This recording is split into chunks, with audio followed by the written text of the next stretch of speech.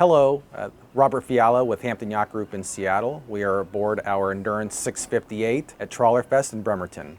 The Endurance 658 in specific is our best-selling model. A couple of the features that we have that we're proud of and have received good feedback on is our dayhead on our aft deck.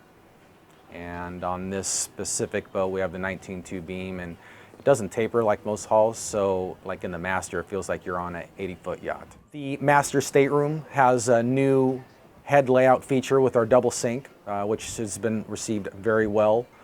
Also, our davit you can deploy off the starboard side and off the stern, so when you're rafted between two boats, you'll be the only one to be able to deploy your tender off the stern, which is a very nice feature. We are working on a 53 and a 58 series.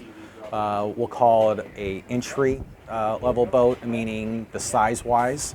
So we're working on that project and very much looking forward to that because we've had a lot of demand. We take a lot of feedback from clients and boaters alike, and we have had 52 updates since our last haul. So we keep evolving, listening, learning, and believe that is why we've been very successful on this model and in the Endurance series as well.